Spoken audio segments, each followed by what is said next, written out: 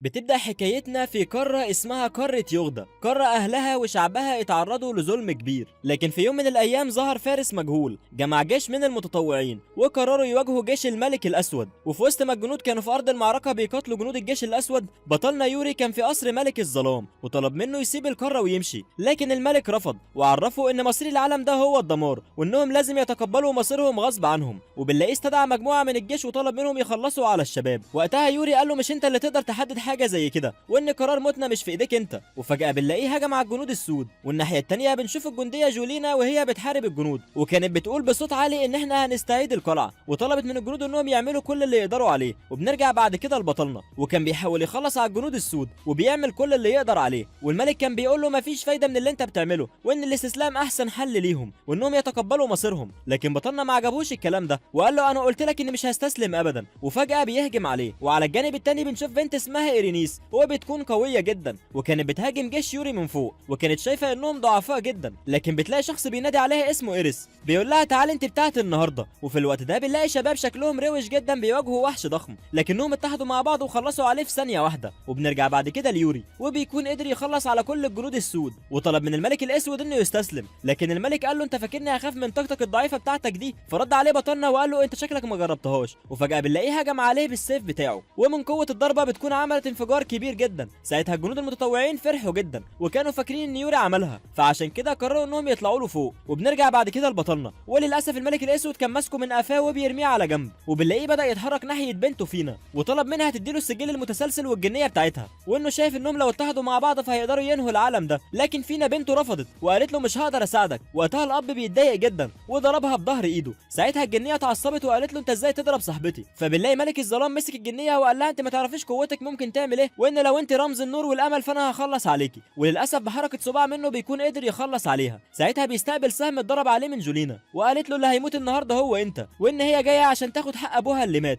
ده غير حق الشباب اللي ماتوا بسببه. ساعتها الملك اتعصب جدا واستدعى مجموعه من الجنود وطلب منهم يخلصوا عليهم، وبنلاقيه رجع وكان رايح لفينا. في الوقت ده بطلنا بيكون فاهم من اثار الضربه اللي اخدها، ولما شاف الملك الاسود رايح لفينا جري بكل سرعته واخد السيف بتاعه كان عاوز يضربه، بس للاسف الملك بيكون شافه وبيكون ضربه ضربه قويه جدا خليته يلزق في الحيطه حرفيا. وبنلاقيه بدا يقرب من فينا وطلب منها تديله السجل المتسلسل بالذوق، لكن فينا رفضت. وفجاه بيظهر نور قوي جدا طالع من السجل وبنلاقيه طار في الجو. وقتها الملك حب يستغل الفرصه وكان عاوز يمسكه، لكن فينا ما سابتهوش ومسكت السجل هي كمان. ومع الشد اللي كان بيحصل السجل بيكون اتقطع، وللاسف الجنيه بتكون اختفت والكل كان متضايق جدا بسببها. بس في اللحظه دي بنلاقي دخان اسود طالع من السجل، والملك الاسود كان فرحان جدا من اللي بيحصل وان السواد بدا يزيد وان ده في مصلحته. في الوقت ده بدا يحصل تغيرات كبيره في الجو، وجولينا طلبت من الجيش انهم يتراجعوا من هنا وبداوا يسحبوا واحد ورا التاني. بس للاسف السواد غطى المنطقه كلها والكل عرف ان يوري خسر القتال وان الملك الاسود هو اللي انتصر. وبعد ايام الجنوب بيكونوا اخدوا ارض من الاراضي كمعسكر ليهم، وفينا كانت قاعده جنب بطلنا وكانت مستنياه يفوق من الغيبوبه اللي هو فيها. وجوليانا عرضت عليها تقعد مكانها وتستنى بطلنا لحد لما يفوق، لكن فينا رفضت وقالت لها انا كويسه. وعلى الناحيه التانيه بنشوف الجنود المتطوعين وهم بيسيبوا المعسكر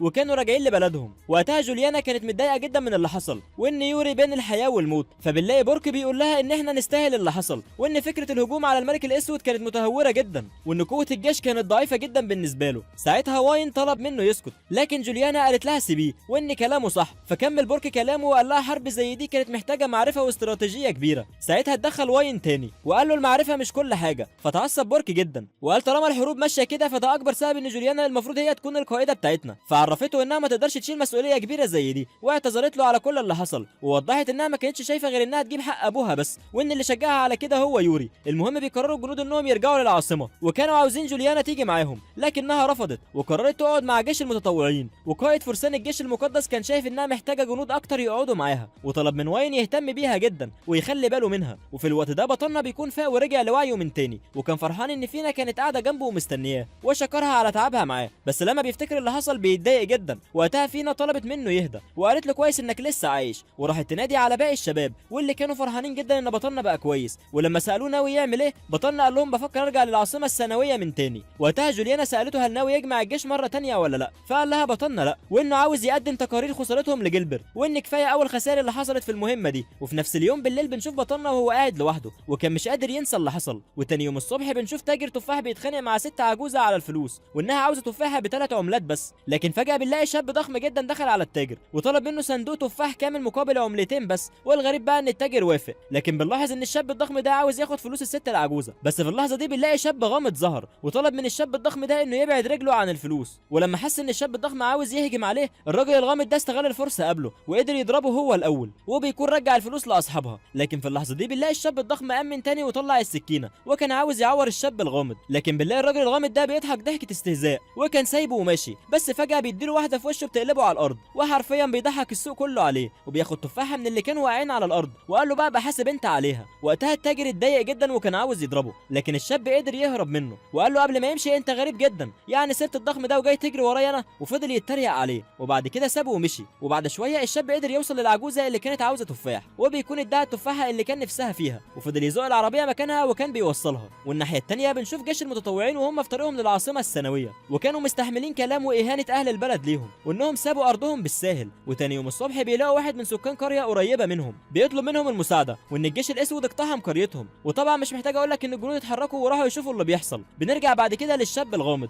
وللاسف كان في القريه اللي الجنود السود اقتحموها وكان بيحاول يسد قدامهم بكل الطرق، لكن للاسف واحد من الجنود كان هيخلص عليه، لكن الجنود المتطوعين بيكونوا وصلوا في اخر لحظه وانقذوه. ودار ما بينهم وما بين الجنود السود قتال شرس جدا، لكن للاسف المنه بتاعتهم كانت ضعيفه، وبيكونوا ادركوا ان الجنود السود بيمتصوا المنه بتاعتهم. وقتها يوري بيكون وصل القريه وكان مش قادر يتخطى اللي حصل امبارح، بس لما بيلاقي الجنود مش قادرين يسيطروا على القتال بيزعل جدا، لكن لما بياخد باله من الشاب الغامض وهو بيقاتل بيفتكر نفسه يوم مواجهته الملك الظلام. المهم بنلاقي الشاب الغامض ده استخدم طاقته وبيكون زود منى الجنود المتطوعين وبيكونوا قدروا يسيطروا على القتال. بس فجاه الشاب الغامض حس ان قوته بدات تقل، وبنلاقيه سحب طاقه الجنود المتطوعين وبدا يرجع لقوته من تاني. وقتها بطلنا بيكون ادرك ان الشباب في مشكله، وبنلاقيه جري بكل سرعته ووقف في ظهر الشاب الغامض، وبيكونوا اتحدوا مع بعض وقدروا يخلصوا على الجنود السود. وبعد ما الجنود اختفوا بنلاقي الشاب بيقول لبطلنا هو انت يوري اللي من جيش المتطوعين؟ فقال له بطلنا ايوه، وساله عن اسمه، فرد الشاب وقال له انا اسمي ارام. وفجاه بنلاقيه وقع. ساعتها الكل افتكر انه مات، لكن لما جوليانا فحصته بلغتهم انه فقد الوعي. وقتها بطلنا ما كانش قادر ينسى منظر ارام وهو بيقاتل والولد بيكون دخل دماغه. في الوقت ده بنشوف نسر طاير في الجو، وبنكتشف ان ايرينيوس هي اللي بتتحكم فيه، وبتكون عرفت ان الشباب في طريقهم للعاصمه الثانويه. بنرجع بعد كده لارام وبيكون فاهم من الغيبوبه اللي كان فيها، واول لما شاف يوري على طول راح له وساله عن العجوزه اللي كانت في القريه. ساعتها يوري قال له كلهم كويسين وانهم طلبوا منه يشكروه بالنيابه عنهم. وقتها بنلاقي فينا خرجت وعرفتهم ان العشاء جاهز، والغريب بقى ان الكل ما عجبوش الاكل ما عدا ارام، هو الوحيد اللي كان بياكل كتير وطلب تكمله تانية لانه ما شبعش. وقتها قاين ساله اكلت اكل فينا ازاي؟ فرد ارام قصدك ايه؟ وان الاكل طعمه جميل جدا، وحاجه زي كده خلت قاين يستغرب. ولما ساله عن الاكل اللي كان بياكله زمان ارام قال له سحالي وضفادع. المهم بنلاقي يوري بيساله هل هو من سكان القريه ولا لا، فارام قال له لا، وان انا كنت معدي بالصدفه من هناك. وقتها الكل استغرب، وده لان اي حد مكانه كان هيسيب المكان ويهرب. فقال له ارام ما اقدرش اعمل كده، وان في العموم ما بحبش الجنود السود، وان انا كده كده كنت هخلص عليهم. في الوقت ده فينا قالت له انت شكلك قوي، فقال لها مش زي ما انت فاكره، وان انا عاوز اكون اقوى بكتير. وفي اللحظه دي يا صديقي بنلاقي جوليانا بتصوت وبتقول لي فينا خلي بالك السجل، واللي بيكون طلع منه ضوء ونور عالي جدا، حرفيا فينا ما كانتش قادره تسيطر عليه. حتى ارام لما قرر يتدخل للاسف ما عرفش يعمل حاجه، لكن بعد لحظات فينا قدرت تسيطر على السجل، لكن للاسف ما قدرتش تمسك نفسها وكانت هتقع على الارض.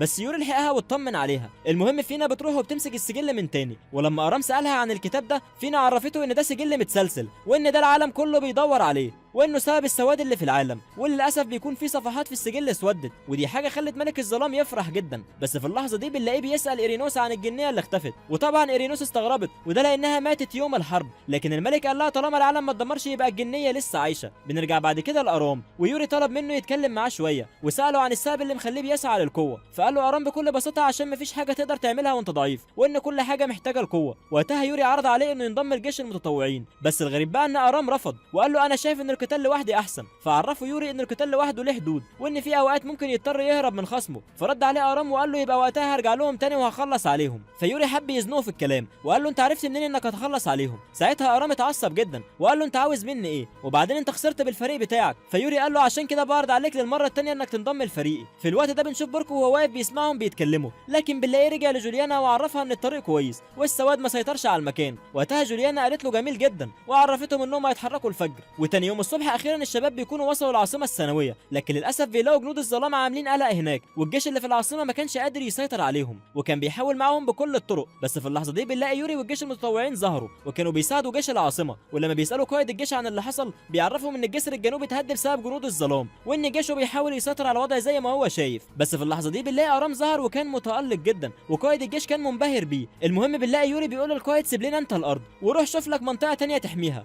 فالقائد قال له اتفقنا، واخد جيشه واتحركوا. ويوري طلب من الشباب انهم يعملوا كل اللي يقدروا عليه ويخلصوا على كل الجنود. وقتها ارام كان متحمس جدا وكان بيخلص على اي حد بيقف قدامه، بس لما لقى دفعه جديده من الجنود اضطر يسحب مانا بوركا عشان يقدر يخلص عليهم، وفعلا بيكون قادر يعمل كده. بس بيتفاجئ ببورك جاله ومسكه من رقبته، وكان بيقول له انت عارف لو عملت الحركه دي تاني انا هعمل فيك ايه، وكان عاوز يديله بالقلم على وشه. لكن جوليانا بتنادي عليه، بعدها بيقول له ليك يوم يا ارام، وبعد كده سابه ومشي. في الوقت ده بنلاقي كاين وموشيدا ويوري بيتحدوا مع بعض واستخدموا هجومهم المركب، وبنلاقيهم خلصوا على كل الجنود السود. وطبعا مش محتاج اقول لك ان ارام كان مبهور بيهم جدا وكان نفسه يعمل زيهم، لكن كاين قال له انت لسه صغير وان قدامك وقت كبير. فرد ارام وقال له قصدك ايه بالكلام ده، وان انا ممكن اعمل كده. فعرف يوري ان الموضوع مش سهل زي ما هو فاكر، وانه لازم يعمل روابط قويه مع اصحابه عشان الموضوع ينجح. ساعتها ارام كان مستغرب اللي بيسمعه، بس فجاه بيلاقي بورك بيقول له ما تقلقش، انت كده كده مش هتعرف تستخدم التقنيه دي، وانك مش بتفهم اي حاجه في القتال ومش بتفكر غير في نفسك. فقال له ارام خليك في حالك، وان انا ليا طريقه خاصه في القتال. فرد بورك وقال له طريقه ايه دي، انك تسرق المانا بتاعتي. وكان بيحاول يشكك ارام في قدراته، لكن ارام قال له انت بتقول كده عشان انت غيران مني مش اكتر، وانك ما بتعرفش تعمل اللي انا بعمله. وقتها بورك بيكون زهق منه وقال له كلام مع اللي زيك حرام. ساعتها ارام اتضايق جدا وقال لهم ده معناه انكم مش عاوزيني،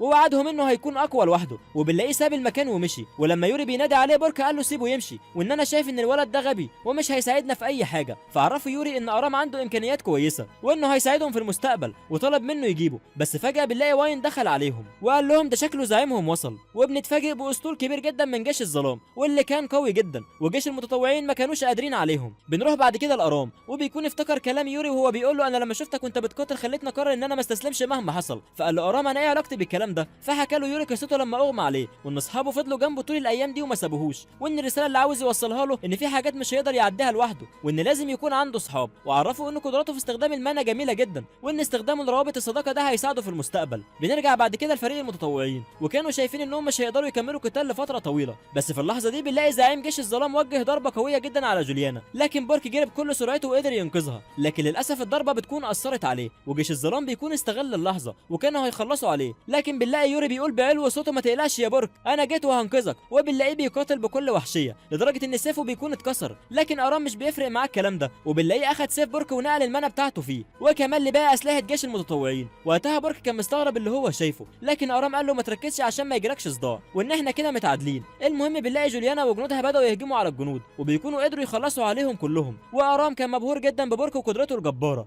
بس بيفصلوا كاين وبيقول له انت رجعت عشان تخطف الاضواء. فارام بيرد عليه وبيقول له لا، وان انا حسيت اني عاوز اقعد هنا لوقت اطول. المهم بيجمعهم يوري وبيعرفهم انه خسر من جيش الظلام قبل كده، لكنه مش هيسمح لنفسه انه يخسر مره كمان، وانه مش هيستسلم المره دي وهيعمل اللي عليه عشان يرجع الارض بتاعتهم. ساعتها جوليانا قالت له احنا عددنا قليل جدا، وانهم هيجمعوا جيش من كل انحاء الارض، وده عشان يتاكدوا انهم هيخلصوا على ملك الظلام. وطبعا بعد الكلام ده يوري كان مبسوط جدا، لكن لما بيلاقي دراع ارام متعور بيربطوا له بشاره القياده بتاعته. وقتها بورك كان متضايق من ارام، لكن جوليانا طلبت منه يديله فرصه تانية وانه رجع له المانا بتاعته في الاخر. بس بورك كان لسه زعلان وسابها ومشي، لكن فجاه بنلاقيه واقع على الارض وبنكتشف انه مصاب اصابه شديده جدا. لكن الاميره جوليانا اخدته وودته للمعالجه. ولما بورك بقى كويس وسال الاميره عن الحاجه اللي كانت عاوزه تتكلم فيها، قالت له انا عاوزاك تروح مع يوري. وقتها بورك استغرب جدا، وده لانه المفروض كان يروح مع الاميره العاصمه المقدسه، لكن الاميره قالت له ما تشيلش هم، وان انا عاوزاك تروح تساعد يوري مكاني. وطلبت منه انه يدرب ارام ويزود خبرته شويه. وفي اللحظه دي بنلاقي واحده من الجنود بلغت الاميره ان القائد جيلبرت عاوز يشوفها. ولما الاميره خرجت من الاوضه بورك كان فاكر انها استغنت عنه وبقت شايفاه ضعيف. والناحيه الثانيه بنشوف جيلبرت مع يوري، وكان بيعرف منه الخطه اللي عايز يعملها ضد ملك الظلام. وبنعرف انه حابب يروح للبرج الحكيم عشان يقابل الملوك الثلاثه اللي هناك، وانه بيتمنى انهم يدوا له اي دلائل توصلهم لمكان بركه. وقتها القائد قال له انا لو اقدر اساعدكم كنت ساعدتكم من بدري، وان مفيش حاجه ممكن يقدمها ليهم. واول لما جوليانا دخلت عليهم بنلاقيه طلع اجهزه اتصال جديده واداها لهم، ووعدهم انه هيبذل كل جهده عشان يساعدهم. بنرجع بعد كده لارام وكان جعان جدا وكان بيفكر يسرق اي حاجه ياكلها، لكن لما بيشوف اشاره القياده اللي اخدها من يوري بنلاقيه ساب المكان ومشي. في الوقت ده بنسمع صوت واحده بتصوت، وكان في مجرم مكتفها وكان بيهدد تاجر السلاح اللي موجود في السوق. لكن في اللحظه دي بنلاقي ارام ظهر وبيكون قدر يطير سلاح المجرم ده، لكن للاسف المجرم كان معاه سلاح تاني وكان بيحاول يخلص على ارام، لكن ارام ارام قدر يهرب منه، وبيكون اخد سيف من الموجودين عند التاجر وقدر يوقع الخيمه على دماغ المجرم وبيكون قبض عليه. ولما الجنود بياخدوا المجرم وبيمشوا، تاجر السلاح داستي شكر ارام على اللي عمله وعرفه بنفسه انه تاجر وجندي في جيش المتطوعين. ولما بيشوف اختيار ارام للاسلحه بلغه ان اختياره حكيم جدا وان ده احسن سلاح موجود عنده. وقتها ارام اعتذر له وقال له انا استلفته عشان اقبض على المجرم بس، وكان عاوز يرجعه، لكن داستي رفض ياخد السلاح وقال له بما انك جندي جديد في جيش المتطوعين فانا هديك السيف ده هديه. وعرفه ان السيف ده فيه ميزه قويه جدا وانه بيعكس روح الشخص اللي بيستعمله، بمعنى انه لو حس بالقوه في السيف هيديله اداء قوي جدا. بنرجع بعد كده ليوري وكان بيتكلم مع القائد، وللاسف الظلام بدا يسيطر على جسمه وبلغ يوري ان تحوله لجندي اسود مساله وقت مش اكتر.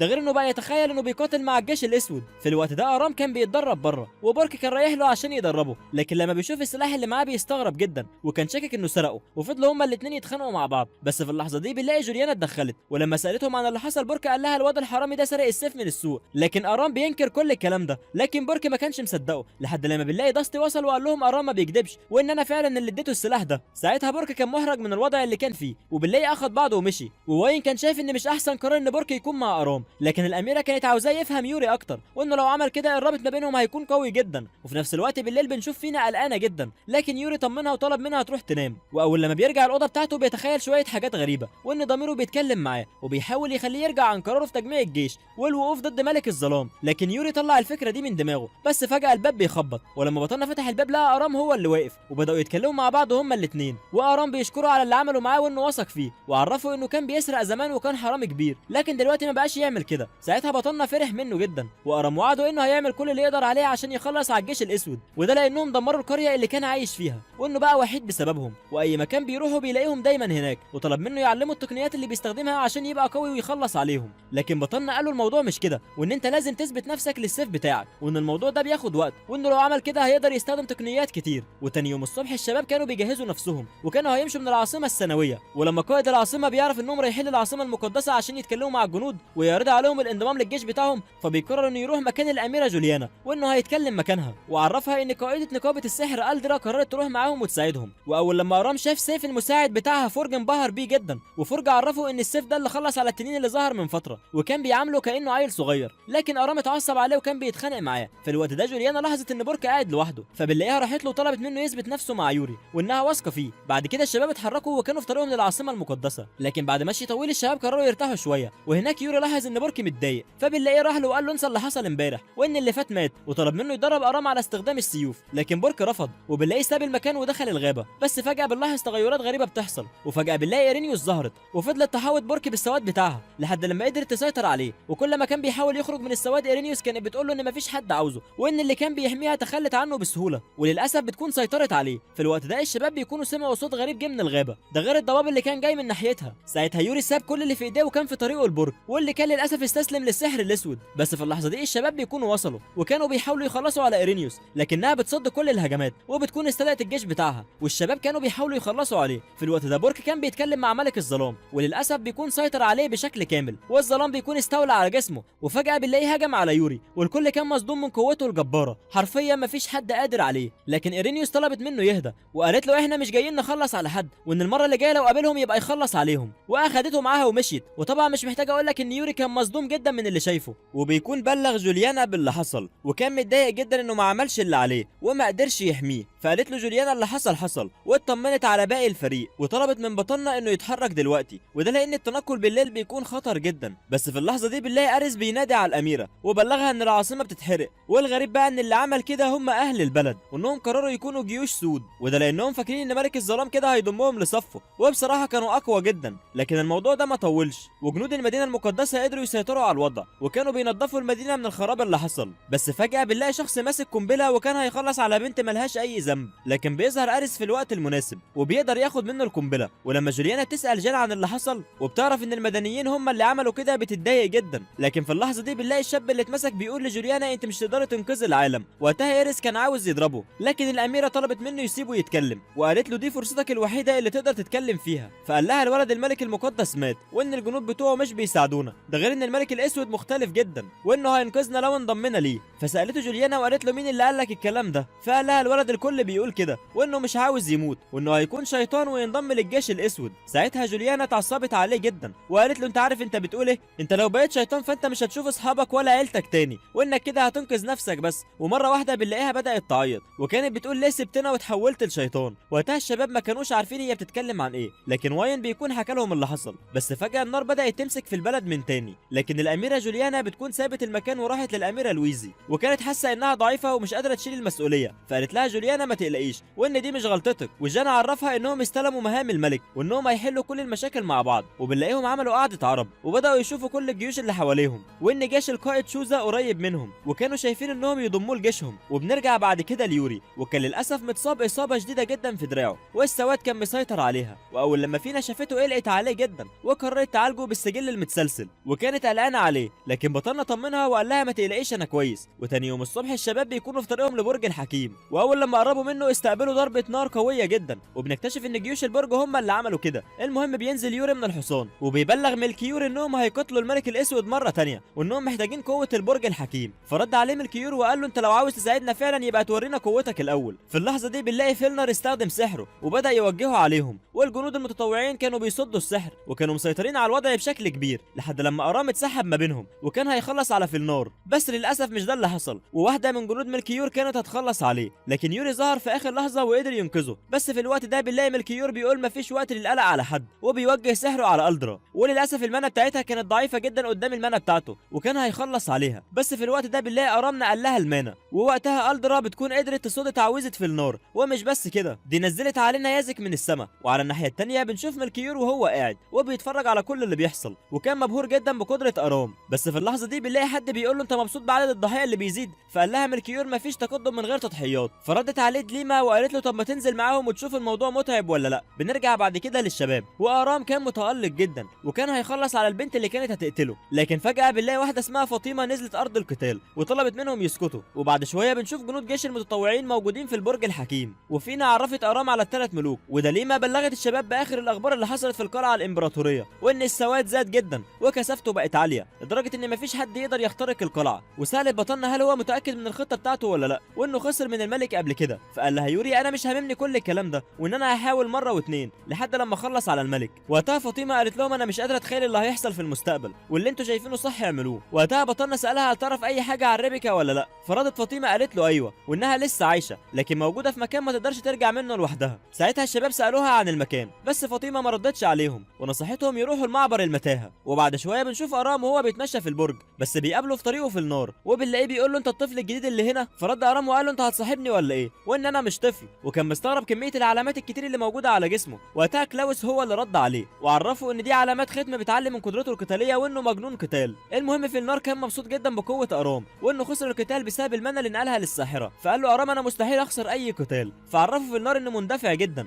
وانه لازم يبص لساحه المعركه الاول، وانه لو مشي بالمبدا ده فهيشوف حاجات هو ما كانش شايفها قبل كده. المهم ارام بيساله هل هيجوا معاهم ولا لا. فرد عليه في النار وعرفه ان القرار ده مش قراره وانهم تبع الحكماء الثلاثه بينفذوا الاوامر وبس. والناحيه الثانيه بنشوف ملكيور وهو بيتكلم مع الساحره الدرا وعرفها انه مش هيوريها بحثه الجديد على النظريه السحريه. فقالت له الدرا ما تقلقش انا كده كده هلاقيه بنفسي، بس في النهايه يا ريت يطلع كويس ومفيد. فقال لها ملكيور ما تقلقيش وان السحر بتاعي عمره ما بيخيب ظني. بنرجع بعد كده ليوري وكانوا مش عارفين هيعملوا ايه دلوقتي. فقال له كاين احنا لازم نروح جزيره الجنيات ونسال يغدو. واقتراح زي ده خلى يوري يتحمس وكان عاوز يروح الجزيره دلوقتي، لكن فينا كانت شايفه انهم يروحوا معبر المتاهه الاول، وان فاطمه عمرها ما تقول نصيحه الا لو في سبب، وانهم لازم يروحوا لهناك. وقتها بطلنا اتفق مع كلامها. لكن في اللحظه دي بنلاقي في النار وباقي الشباب بيقولوا لهم استنوا احنا جايين معاكم وان دي اوامر ملكيور. وكاتي عرفتهم بعدها انه مهتم باداه موجوده هناك وانهم رايحين ينفذوا مهمه يعتبر. وقتها بطلنا ما كانش مهتم بكلامها وقال لهم يلا بينا. لكن للاسف الطريق ما كانش احسن حاجه وكان في عاصفه ثلجيه سودة صعبه جدا، والشباب كانوا بيحاولوا يخلصوا من الجنود لكن بيحصل عكس اللي هم متوقعينه والجنود السود بيرجعوا للحياه من تاني. وقتها مريانا اتقفلت منهم واستخدمت سحر الشفاء وقدرت تخلص عليهم كلهم. ساعتها ارام كان مبهور جدا بيها، لكن في اللحظه دي الشباب بيسمعوا صوت حاجه بتصوت وبنكتشف انها واحده بتهرب من الجنود السود. وفجاه بنلاقيها اخذت ارام بالحضن حرفيا وقعته من الجبل، والجنود السود كانوا بيوجهوا السهام عليه لكن بيتفاجئوا في النار وهو بيطير في الجو، وبنلاقيه وجه عليهم سحر النار. وللاسف التلج بيسيح والارض اللي ارام واقف عليها بتسيح هي كمان وبيقع بسببها. لكن يوري بيلحقوا في اخر لحظه بس للاسف التلج ما بيستحملهمش هما الاثنين وبيقعوا من الجبل. وقتها كلاوس كان بيلوم في النار وقال له يعني في حد عاقل يستخدم تعويذه النار في التلج وكان هما الاتنين بيتخانقوا مع بعض، لكن كاتيا سكتتهم وطلبت منهم يروحوا يدوروا عليهم، لكن كاين بيرفض وقال لهم احنا لازم نروح لجنيات الارض ونحكي لهم كل اللي حصل وانهم اكتر ناس يعرفوا الجبل ده، وبيبداوا يتحركوا. في الوقت ده ارام ويوري كانوا بيحاولوا يرجعوا للفريق، بس هم عشان نحس العاصفه الثلجيه كانت شديده جدا عليهم، ويوري قرر يحفر كهف يقعدوا فيه لحد الصبح. وقتها الفريق بيكونوا بلغوا الجنيات باللي حصل وكانوا بيجهزوا الجيش عشان يبداوا يتحركوا. وبنرجع بعد كده لارام وكان بيحاول يتواصل مع الشباب، بس للاسف ما كانش فيه شبكه، وكان شايف انهم يخرجوا من الكهف ويحاولوا يلاقوا الشباب. لكن يوري عرفه القاعده الذهبيه، وهي انه لما يكون تايه يفضل يكون في المكان اللي هو فيه وما يتحركش، وان كده كده اصحابهم هيدوروا عليهم وهيلاقوهم. ساعتها ارام استغرب جدا، وده لانه ما تعودش يستنى المساعده من حد، فعرفه يوري ان مش دايما هيقدر يتعامل مع المشاكل لوحده، ولازم هيحتاج المساعده في يوم من الايام، وانه لازم يثق في الشباب اللي معاه. في الوقت ده الجنيات والجنود بيكونوا طلعوا من الكهف، لكن بنلاحظ فينا ومريانا واقفين مكانهم، وفينا قالت لها احنا لازم نعمل اللي علينا ونخلص المصلحه اللي احنا جايين عشانها. وبنلاقيهم دخلوا الكهف من تاني، وكانوا وقتها واقفين قدام اداه سحريه قويه جدا، والسجل المتسلسل طلع ضوء غريب وفتح على صفحه مكتوب فيها ان معبر المتاهه فيه سيف امل هيقطع الظلام. وقتها فينا ادركت ان دي اشاره ان الاداه السحريه دي مهمه جدا. وبنرجع بعد كده لارام وبيخرج من الكهف عشان يعمل زي الناس، لكنه بيتفاجئ ان كره الفرو اختفت، وفضل يدور عليها هنا وهناك، لكن للاسف العاصفه الثلجيه السوداء زادت جدا وهو ما كانش شايف اي حاجه، وكان بينادي على يوري عشان ينقذه. والناحيه الثانيه بنلاقي جندي من جنود جوليانا واقف قدام الملك شوزا وبلغه برساله الاميره وانها عاوزاه ينضم للجيش بتاعها. وقتها بنلاقي الملك شوزا قام من مكانه وبدا يقرب من الجندي وقال له عينيا حاضر بس كده، وراح مخلص عليه فورا. في الوقت ده يوري كان قالب الدنيا على ارام، لكن فجاه بيظهر له ضميره وبيقول له انت بتحاول ليه لحد دلوقتي وان انت كده كده خسران، وكان بيحاول يحبطه باي طريقه وبيبين له ان خطته هتفشل. ساعتها يوري اتقفل منه وطلع السيف بتاعه وكان عاوز يخلص عليه، لكن ضميره كان اقوى منه وعرفه ان تحوله لشخص اسود مساله وقت مش اكتر، وانه جاي له من المستقبل وبيقول له يستسلم. وفجاه بيرفع سيفه وكان هيخلص عليه، لكن ارام ظهر في اخر لحظه وصد الضربه، والضمير الاسود بيكون اختفى، لكن بيظهر مكانه مجموعه من الجنود السود.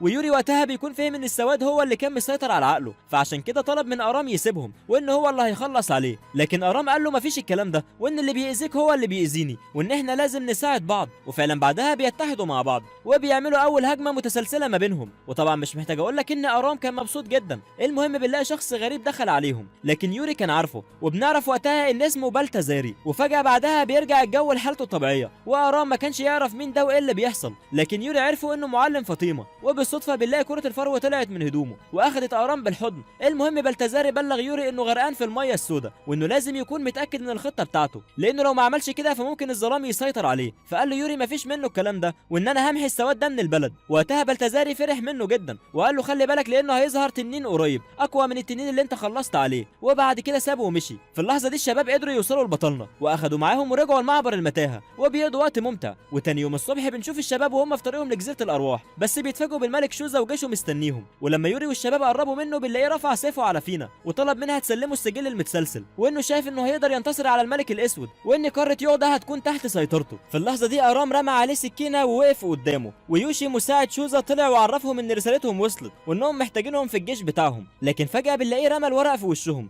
وقال لهم انتوا مش تقدروا تعملوا حاجه للملك الاسود وان احنا اللي هنخلص عليه. ساعتها ارام اتضايق جدا وقال لهم انتوا مين انتوا عشان تتكلموا معانا بالطريقه دي؟ فقال له يوشي انت شكلك ما تعرفش احنا مين. فقال لهم ارام ولا فارق معايا، وطلب من يوري يتكلم وما يقعدش ساكت كده. في الوقت ده بنلاقي شوزا بدا يتحرك عليهم وكان عاوز ياخد السجل، وفجاه رفع السيف بتاعه وكان نازل بيه على دماغ فينا، لكن يوري اتدخل وصد الضربه. وقتها شوزا قال له يا ابني مش قلت لك قلبك الضعيف ده هو اللي هيجيبك ورا، وان بسببه خسرت قدام الملك الاسود. وبعد كده بنرجع بالزمن وبنشوف شوزا وهو بينصح بطلنا انه يستخدم كل الاساليب الممكنه في قتاله مع الملك الاسود حتى لو اضطر يستخدم اصحابه كدرع. وبنرجع تاني للحاضر وشوزا قال له دي بقى طريقتي في القتال، وفجاه اداله بظهر ايده خلاه يلحس الارض حرفيا، وكان رايح يسحب السجل من فينا، لكن ارام وقف قدامه وفينا عرفته ان السجل هو اللي بيختار صاحبه. فشوزا قال لها خلاص هخليه يختارني. المهم بنلاقي يوري قامله وكان هيخلص عليه بالسيف بتاعه، لكن شوزا قدر يصد الضربه. والناحيه الثانيه بنشوف جوليانا وهي بتتكلم مع لويزي وجان وانها قررت تكون حاكمه للبلد وتحرر اهلها من السواد. وبنرجع بعد كده ليوري والشباب والملعب بيكون ولع حرفيا، وجيش شوزا ويوري كانوا بيدبوا في بعض حرفيا، ويوري كان بيحاول يقنع شوزا باي طريقه، لكن شوزا قال له ما تحاولش، وان انا اخترت طريق الظلام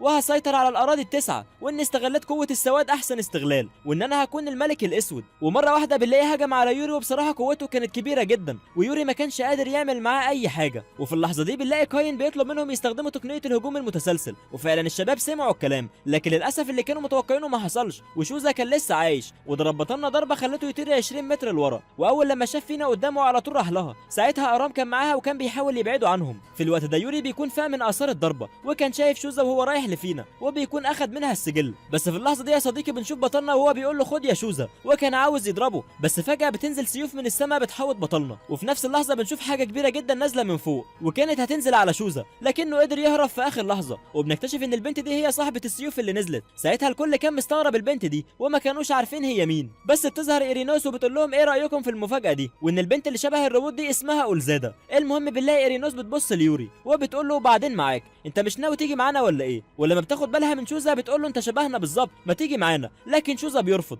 المهم بنلاقي اولزادا نزلت ارض المعركه واستخدمت تقنيه المروحه، وكانت بتخلص على جنود شوزا بكل سهوله. ساعتها بيتعصب جدا وضرب واحد من جنوده وقال لهم انا مش محتاج ضعفاء في الفريق بتاعي. وقتها اولزادا قالت له جميل جدا، يلا وريني نفسك، وفضلت تضربه بالسيوف بتاعتها. في الوقت ده بنلاقي ايرينوس قربت من يوري وقالت له يلا ده الملك الاسود مستنيك، وان السواد بدا يتملك من جسمك. ساعتها يوري ما كانش عاوز يسمع كلامها، لكن بيظهر له ضميره الاسود وبيقول له عاجبك كل اللي حصل بسببك، وانك ما قدرتش تحمي اصحابك وسبت شوزا ياخد السجل المتسلسل منكم، وطلب منه يتقبل فكره الخساره وانه لازم يستسلم. في الوقت ده ارام وفينا بيكونوا فاقوا من اثار الضرب وكانوا شايفين يوري واقف مع ايرينوس. وقتها ارام قرر يروح له، لكن بوركو وقفه وقال له استنى يا حبيبي انت رايح فين، وان انا مستحيل اسيبك تتدخل. في الوقت ده يوري كان بيتكلم مع ضميره وكان بيحاول يقنعه بفشله. ساعتها يوري اتعصب منه جدا وكان هيضربه بسيفه، بس بنكتشف ان ايرينوس هي اللي كانت واقفه قدامه وكانت بتكلمه وكانت حاسه بالحسره لانها كانت هتاخده وتمشي. فقال لها يوري مفيش منه الكلام ده، وان انا هخلص عليكم كلكم، وبدا يهجم عليها. لكن ايرينوس اتفادت كل الضربات وقالت له اديني فرصه اشرح لك، وطلبت منه يبص على اصحابه اللي كانوا متبهدلين جدا وقد ايه كانوا ضعاف جدا بالنسبه لهم. في الوقت ده كاين سال يوشي عن السبب اللي خلاه ما يوقفش شوزا، فرد وقال له خليك في حالك،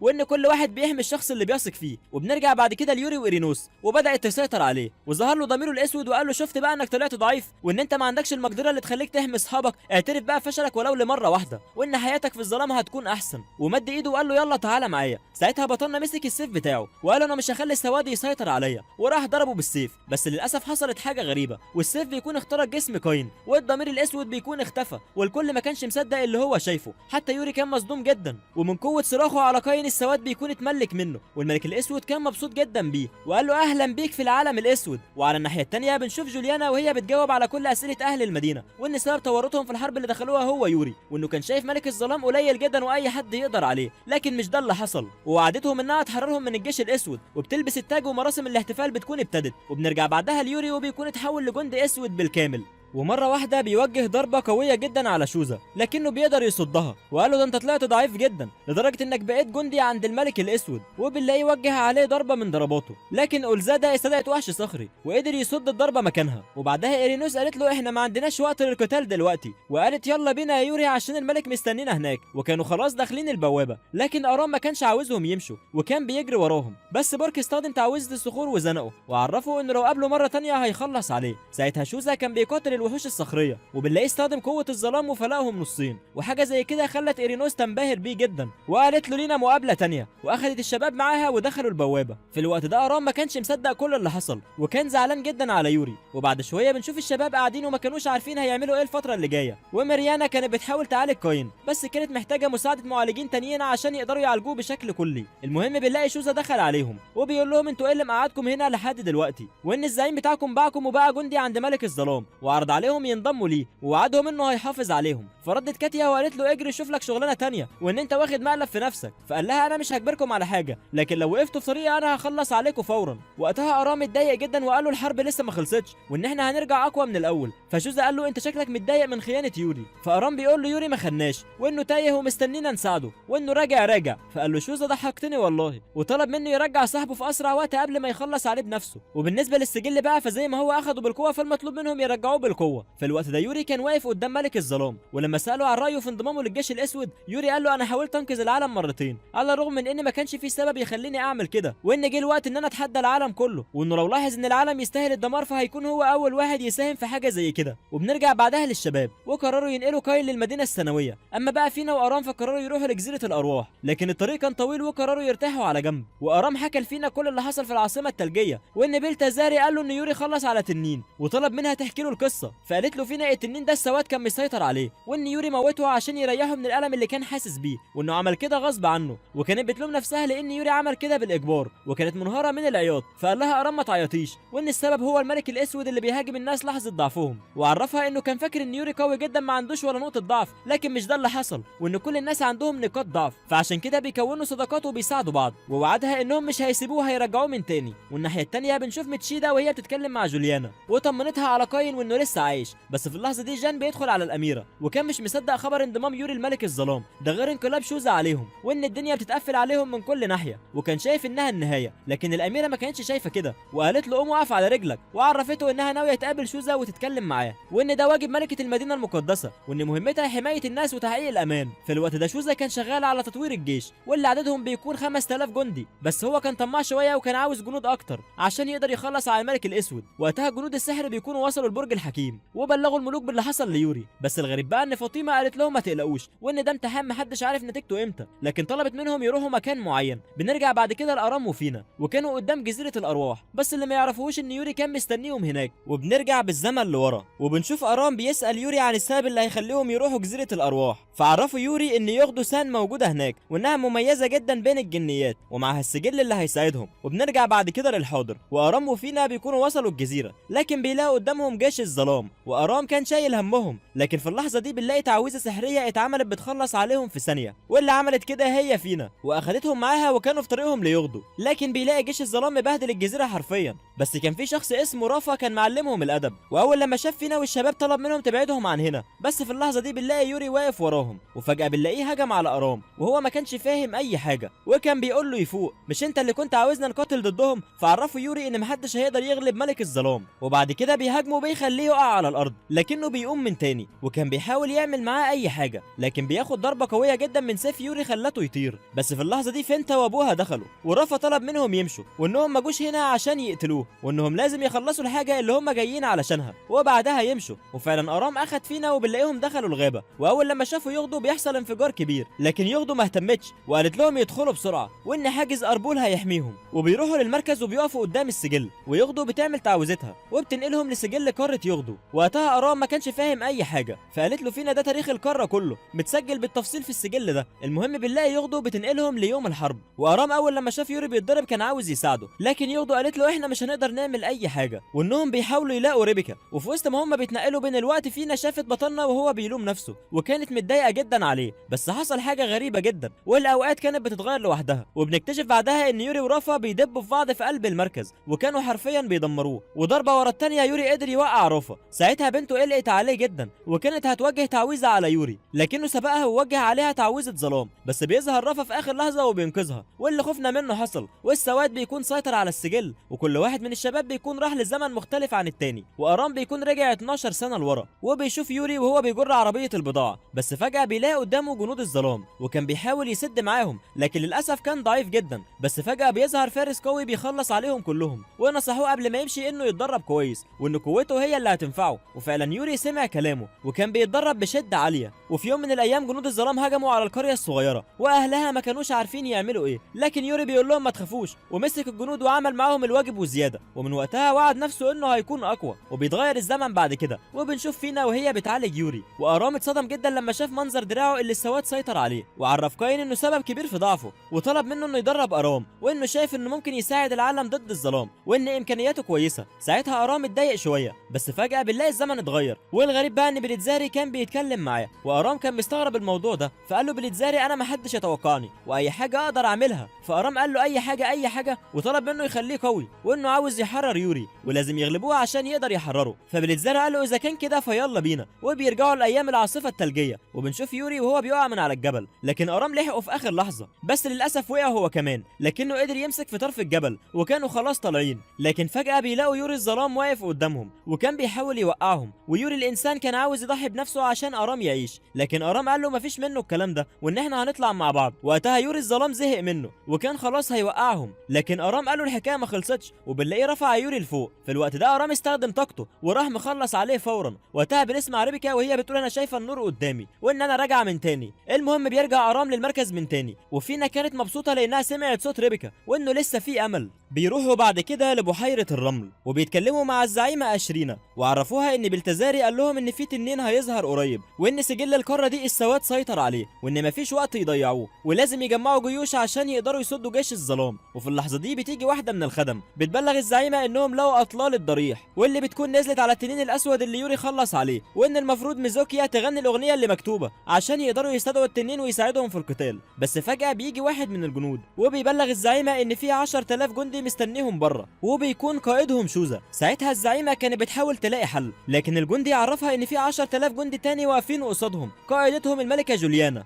ولما لاحظت ثبات جنود شوزا قررت تبعت له رساله، وكانت قلقانه لحسن الموضوع يكبر ويوصل لحرب دمويه. بس في اللحظه دي بنلاقي كاليفا بيبلغهم ان القتال مش حل، وان الاحسن يحلوا مشاكلهم بالكلمات بدل السيوف، وطلب منهم يجيبوا 100 جندي ويدخلوا جوه، وفهمهم ان ملك الظلام فرحان من اللي هم بيعملوه، وانه بيحب يضرب ضربته في لحظه ضعفهم. المهم بيقبل شوزا العرض، وكان عاوز يشوف اخرتها مع جوليانا، وهي كانت فرحانه ان في فرصه هتخليها تقرب من شوزا. وبيروحوا بعد كده لهناك، وكاليفا بيستقبل الاميره وبيعتذر لها على اللي حصل منه. بس في اللحظه دي بيظهر ارام، ولما الاميره سالته بيعمل ايه هنا قال لها انا بساعد صاحبي، وان انا هجيب الملك الاسود في شوال. بس لما بيشوف شوزا وراه بيتضايق جدا، وبنلاقيه بيقول له يا ابني هو انت مش بتموت ولا ايه؟ المهم بتدخل الاميره جوليانا وبتحاول تقنع شوزا انه ينضم ليهم ويكونوا ايد واحده، لكنه بيرفض وعرض عليها تتنازل عن العرش وتكون جنديه عنده، وبكده هيكونوا اتحدوا مع بعض. فقالت له جوليانا مستحيل ده يحصل، فعرفها شوزا ان اقوى جندي عندها بقى خادم عند الملك الاسود، والسواد قدر يسيطر عليه كليا. ده غير انها مش قد المنصب اللي هي ماسكاه، وبتخلي مساعديها يعملوا كل حاجه مكانها، وطلب منها تفكر للمره الثانيه في كلامه. بس في اللحظه دي بنلاقي جندي من الجنود بيبلغهم ان الجيش الاسود اقتحم المنطقه، ولما شوزا خرج الف سره كده انا المفروض اخلص على الجيش الاسود وبعد كده اخلص على جنود المدينه المقدسه. في الوقت ده جوليانا كانت على نيتها، وكان كل اللي في دماغها تخلص على الجنود السود، واللي كانوا مش لوحدهم بالمناسبه، وايرينيوس واتباعها كانوا موجودين هم كمان. وزادا ما كانتش سايبه شوزا في حاله، وكانت مطلعه عينيه. والناحيه الثانيه بنشوف بوركو كان بيتكلم مع الاميره جوليانا، وعرفها قد ايه هي بياعه وما تستاهلش اي حاجه من اللي عملها علشانها. فردت عليه الاميره وقالت له انا عملت كده عشانك على فكره.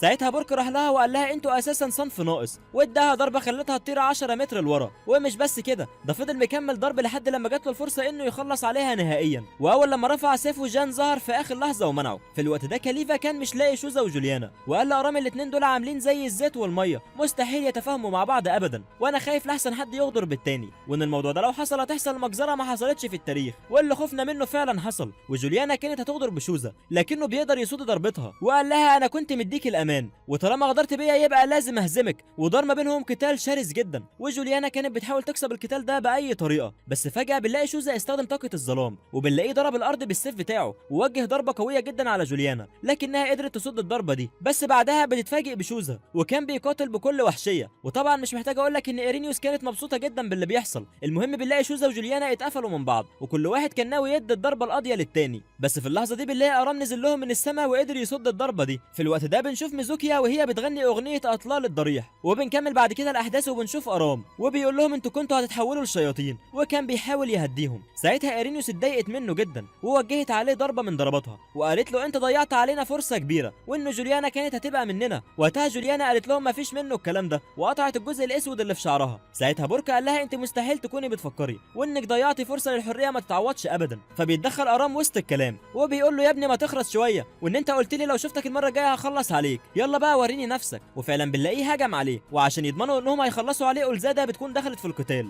لكن ارام كان واقف له وكان سادد قدامهم. في الوقت ده ميزوكيا بتكون خلصت الاغنيه، ومره واحده بنلاقي كره الفروه عملت اعصار كبير جدا في المكان، طلع منه سيف غريب جدا. بنلاقيه راح لارام واللي كانت قوته غريبه جدا. وفي اللحظه دي بنلاقي كره الفروه اتحولت لتنين، وقتها الجنود السود خافوا منه وهربوا بعدها في ثانيه. وقتها بنلاقي ارام طلب من شوزا انه يسلمهم السجل المتسلسل، ومن قبل ما شوزا يرد عليهم السجل طلع من جيبه وراح لارام لوحده. والغريب بقى ان السجل رجع لحالته الطبيعيه. وطبعا مش محتاج اقول لك ان فينا كانت مبسوطه جدا، وارام ما كانش مصدق ان كره الفروه يطلع منها كل ده. والناحيه الثانيه بنشوف شباب البرج الحكيم وهم بيطلبوا من ميزوكيا تيجي معاهم، وان السيف اللي هيخترق حاجز الظلام هي الوحيده اللي تقدر تفعله. في الوقت ده جوليانا طلبت من ارام انه يضم جيشها للفريق بتاعه، وطبعا بيوافق، وكان مبسوط جدا بكلامها عن قوته. وبنلاقيها راحت لشوزا واعتذرت له على كل اللي حصل، وطلبت منه انه ينضم ليهم. لكن شوزا الكبرياء كان واخده حبتين، وعرفها انه مش بيحب يكون تابع لحد، وبيسيب لهم المكان بعد كده وبيمشي. وقتها ملك الظلام كان متضايق جدا من ارام، وقرر يعلن الحرب، والسواد بيكون غطى القلعة كلها. وبنرجع بعد كده لأرام وكان في طريقه للبرج الحكيم، وهناك دليمة بلغته انهم لازم يدمروا حاجز القلعة الامبراطورية، وعرفتهم على السفينة اللي صنعوها. ساعتها ميزوكيا بدأت تغني الكلام اللي مكتوب عليها، وملكيور قال لها جميل جدا،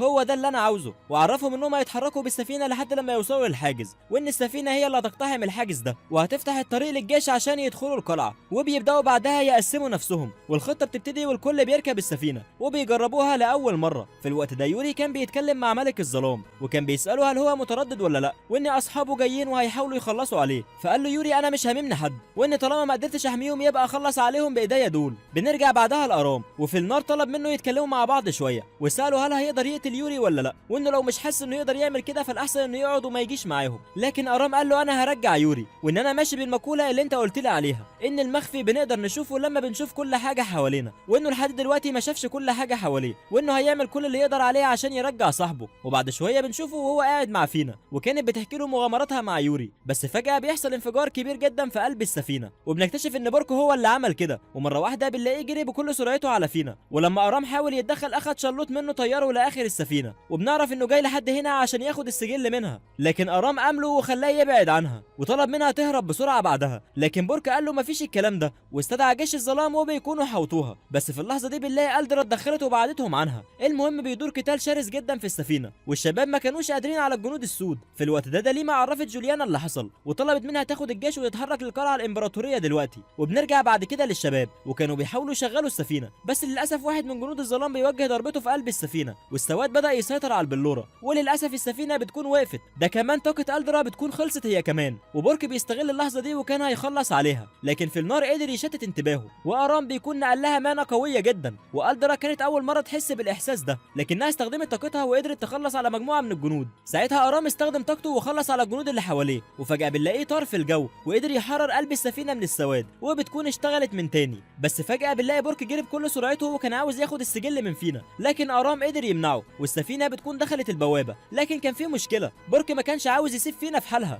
بس التنين بعدها هجم عليه وخلاه يقع من السفينه. وبعد شويه الشباب بيكونوا وصلوا للقلعه الامبراطوريه، بس فجاه بيحصل انفجار كبير جدا في السفينه، وفي جزء كبير منها بيقع. بس التنين ما سابهمش ونزل وراهم، وبنكتشف ان اللي عمل كده هو بورك، وبيكون اخد فينا والسجل وبيختفوا بعدها. في اللحظه دي حصل انفجار كبير جدا في السفينه تاني، وللاسف اختل التوازن بتاعها. والناحيه التانيه بنشوف الجنود وهم بيقسموا نفسهم. لكن جوليانا كانت قلقانه جدا على شباب البرج الحكيم، لكن كانت واثقه انهم هيجوا وانهم قد اي حاجه. في اللحظه دي بنشوف الانفجار اللي حصل في السفينه، وللاسف أرام والسيف كمان وقعوا. لكن أرام قدر يمسك نفسه وكان لسه عايش، بس اتصدم بعدد جنود الظلام اللي ظهروا، وكان بيحاول معاهم بكل الطرق. بس فجأة كان في جنود هيخلصوا عليه، لكن كرة الفرو ظهرت في آخر لحظة ودمرتهم بالنار بتاعتها، وموزيكا كانت راكبة على ظهره. المهم بالله أرام بدأ يوزع الأدوار على الشباب، وطلب من كرة الفرو إنه يهتم بموزيكا ويحاول يحافظ عليها، وقال لهم على العهد يا رجالة. والكل بدأ يعمل اللي عليه، وموزيكا راحت للسيف وبدأت تغني الأغنية، واللي بسببها الحاجز الأسود كان بيتدمر. ساعتها جوليانا طلبت من الشباب يتحركوا وان دورهم جه، وكانوا بيخلصوا على كل الجنود اللي بيقابلوهم. وعلى الجانب التاني بنشوف ملك الظلام متضايق جدا بسبب اللي بيحصل،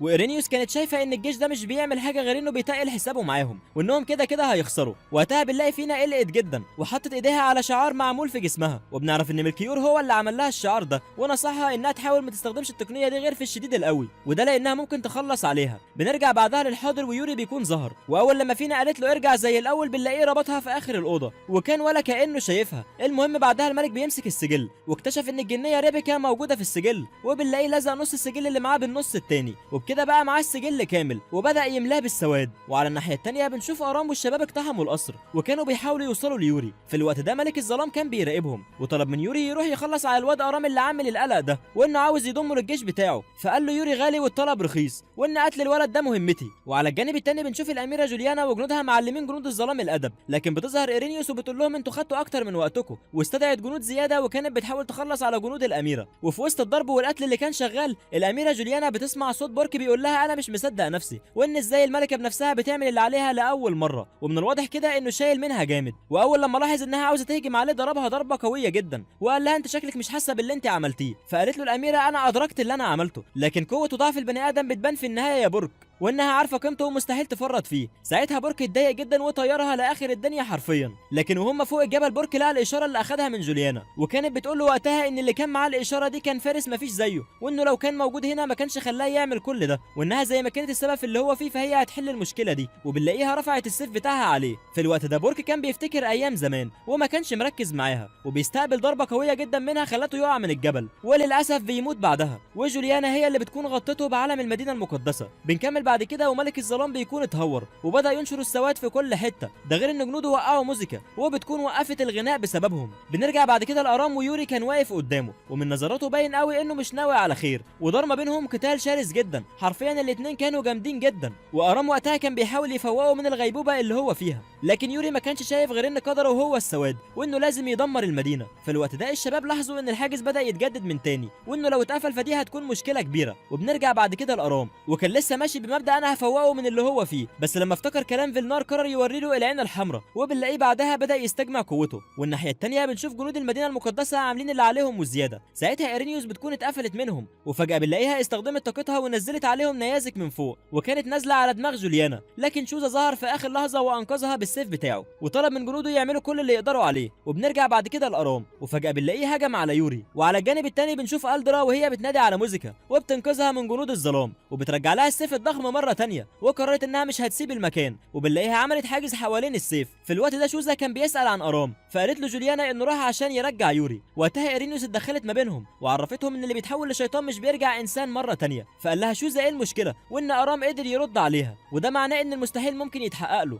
ويا لو كانت مش مقتنعه بيه ما كانتش اديته السجل المتسلسل. ساعتها ايرينيوس اتضايقت جدا، وبنلاقيها استخدمت قوتها ونزلت عليهم نيازك من السماء، وكانت فاكره ان هجوم زي ده هيأثر مع الجنود، لكنها بتتفاجئ بشوزا وهو طالع لها من قلب الدخان وبيكون عورها في دراعها. لكن ايرينيوس ما سكتتش وفضلت توجه عليه تعاويذ، لكن ولا حاجه فرقت مع شوزا. وبنلاقيه اتعصب جدا بعدها وقال لها يلا موتي، وراح موجه عليها تعويذه قويه جدا خلتها تختفي حرفيا. والناحيه الثانيه بنشوف الملك الاسود وهو بينهي العالم، لكن في اللحظه دي يا صديقي بنلاقي فينا قالت له انا مش هسيبك تعمل كده، وبنلاقيها استخدمت التقنيه اللي ملك يوري قال لها ما تستخدمهاش. وبنرجع بعد كده لارام وكان بيحاول وقتها يضرب يوري، لكن للاسف انقلب السحر على الساحر ويوري كان هيخلص عليه، بس فجاه بنلاقيه اتضرب بسهم في دراعه، ده غير كميه التعويذ اللي اتوجهت عليه. وبنعرف ان اللي عمل كده هم اصحابه، وكاين كان موجود معاهم. وقتها ارام كان فرحان جدا وقال له انت ازاي لسه عايش؟ فكاين قال له انت فاكر ان خدش زي ده هيموتني ولا ايه؟ المهم بيدور قتال شرس جدا ما بين الشباب ويوري، وكانوا بيحاولوا يفوقوه، وضربه من هنا على ضربه من هنا اخيرا بيقدروا يكسروا الدرع الاسود والسواد بدا يخرج منه. في الوقت ده يوري كان بيقاتل ضميره الاسود، وكان بيحاول يقنعه ان السواد هو المستقبل، لكن يوري ما كانش مقتنع وقال له انا مش هثق بعد كده غير في اصحابي. ومره واحده بنلاقيهم هما الاثنين هجموا على بعض، ويوري اللي بيثق في اصحابه بيكون قادر يخلص عليه، وبعدها بيرجع لطبيعته من تاني. والناحيه الثانيه بنشوف فينا وهي مش قادره تستحمل وجع امتصاص السواد اللي في العالم ده، وللاسف السواد بيكون سيطر على جسمها. وقتها ملك الظلام صدمها وعرفها ان ممكن يملى السجل بالسواد مره تانية، وانها ضيعت نفسها مش اكتر، وكان على وشك انه ينقل السواد للكتاب. بس في اللحظه دي بنلاقي ارام وكاين هجموا عليه، ويوري ومريانا بيكونوا اخدوا فينا وبداوا يعالجوها. ولما شافت يوري قدامها فرحت جدا. المهم بيروح يوري للشباب، ولما ملك الظلام شافه اتضايق جدا وحلف انه هيخلص عليهم. ساعتها كاين وميشيديا وجهوا عليه سحرهم، بس ملك الظلام قدر يصده وعكس الضربه ولزقهم في الحيط. وقتها ارام اتضايق جدا وبنلاقيه هجم على الملك وكانوا بيدبوا في بعض. في الوقت ده يوري كان قلقان على ارام، لكن فجاه بيلاقي وراه الملك الاسود وكان هيخلص عليه، لكن يوري صد الضربه. وفي اللحظه دي ارام بعت له منع عشان يساعده، وبيتحالفوا مع بعض وبيقدروا يخلصوا على الملك، لكن طلع منه سواد كتير جدا وكان بيقول لهم انا مش هسيبكم وان دي مجرد البدايه. وفجاه اتحول لتنين ضخم جدا وكان خلاص هيخلص عليهم، لكن كره الفرو الاسود ما سابهوش واخدوا معاه وطلعوا بره القصر،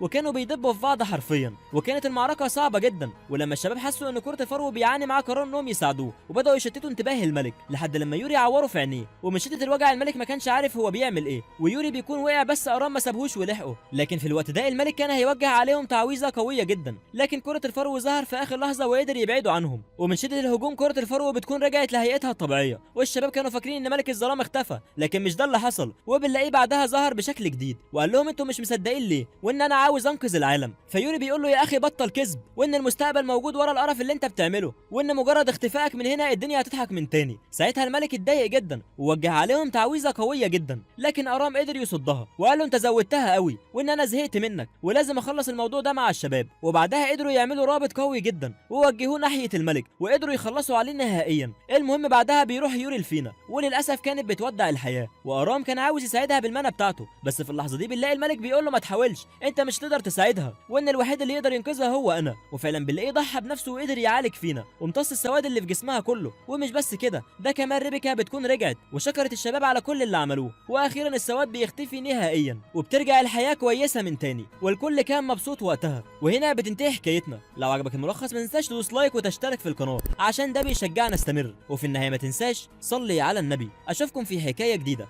والسلام.